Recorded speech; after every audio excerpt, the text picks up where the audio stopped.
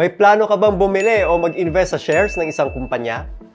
Saan nga ba ang mas maganda mag-invest? Stock market o sa co-op? Halika, pag-usapan natin. First, ano nga ba ang salitang shares? Ang shares ay tumutukoy sa ownership o pagmay-ari ng isang kumpanya. Therefore, pag bumili ka ng shares ng isang kumpanya, ibig sabihin, isa ka na sa shareholder o kamay-ari nito. Pagdating sa dividend, ang dividend ay kita ng company o ng co-op at binibigay sa mga shareholders bilang reward. Sa stock market, yes, meron. May mga companies na nagbibigay ng dividends. Sa co-op naman, parehas lang din. Meron ding dividend sa cooperative. Take note, ang dividend ay hindi guaranteed at didepende sa mga BOD kung magde-declare sila o hindi. Depende kasi yan sa magiging annual performance ng negosyo ng company o ng kooperatiba. Patronage refund. Ito ay isang reward sa mga shareholders na tumatangkilik sa produkto o serbisyo ng kumpanya o ng kooperatiba. Sa stock market, kung hindi po ako nagkakamali, wala po silang patronage refund. Sa co-op naman, meron kung tinatangkilik mo ang produkto o serbisyo ng co-op nyo. Value per share. Ito yung peso value o halaga ng bawat share na meron ka sa kumpanya o ng co-op. Sa stock market, nagbabago ang value o halaga ng shares time to time. Pwedeng tumaas, pwedeng bumaba, or worse, mawalan ng value dahil sa hindi magandang performance ng kumpanya. Sa co-op, fixed lang ang value ng share from 100 pesos hanggang 1,000 pesos per share. Hindi siya nagbabago o fluctuating. Pero may risk na mawalan ng value pag nalugi ang kooperatiba. Magkano ang minimum capital sa stock market? Depende sa kumpanya o volume size. Pwede mo sila makita sa website ng Philippine Stock Exchange. Sa co-op naman, for as low as 100 pesos per share up to a maximum of 1,000 pesos per share. Ano naman ang maximum capital or investment? Sa stock market, depende sa capitalization ng company. Hindi nila hayaan na umabot ka ng 50.10% ng total shares dahil ikaw na ang magiging major shareholder. Dahil pag nagkataon, ikaw na ang boss. Ikaw na magiging major decision maker. Sa co-op, up to a maximum of 10% ng total capitalization lang.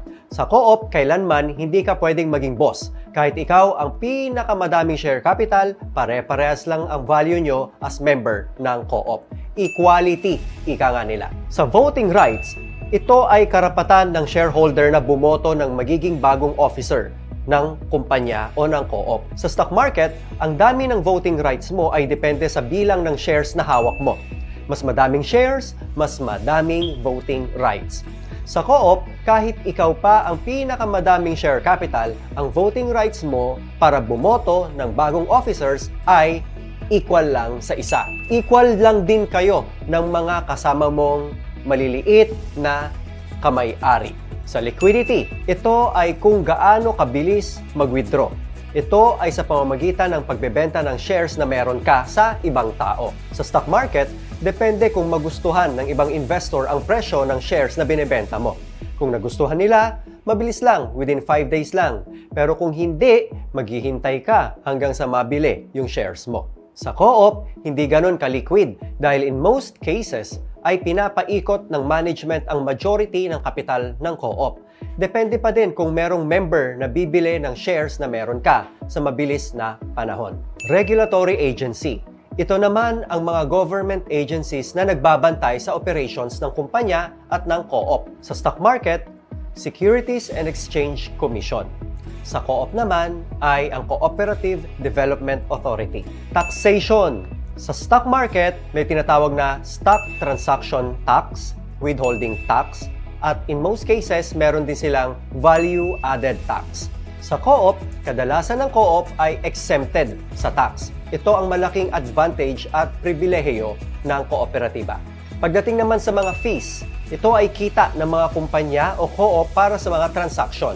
Sa stock market, may tinatawag na transaction fee, clearing and settlement fee, brokerage commission fee, upliftment or withdrawal fee, at cancellation fee. Sa co-op naman ay merong membership fee, insurance fee, damayan fee, withdrawal fees, transfer of shares fees. Relationship with the management. Sa stock market, normally, walang personal na relationship or access sa company unless isa ka sa major shareholder. As in, hundreds of millions or even billions ang pinag-uusapan natin dito. Malabo din na makavisit ka sa head office nila para makausap ang chairman ng kumpanya. Sa co-op, pwede kang bumisita sa office ng co-op at makausap ang management staffs. Required kang umattend ng General Assembly para makasama at makilala ang lahat ng members. Paano naman magsimulang mag-invest? Sa stock market, una, kailangan mong mag-open ng broker account. Madalas, online lang naman yan. Then that's it. Sa co-op, umattend ng pre-membership orientation. Pwedeng online or pwedeng sa office mismo ng co-op. Next ay i-accomplish ang membership application form, magbayad ng membership at share capital, and that's it. Member or kamay-ari ka na ng kooperatiba. Ayan, sana nakatulong sa inyo ang video na ito. Laging tatandaan, lamang ang may alam. Ngayong alam mo na, lamang ka na. Kung gusto mo maging kamay-ari ng iPro Cooperative, mag-message lang sa ating FB page para ma-assist po kayo ng aming staff. For more videos, please follow iPro Cooperative.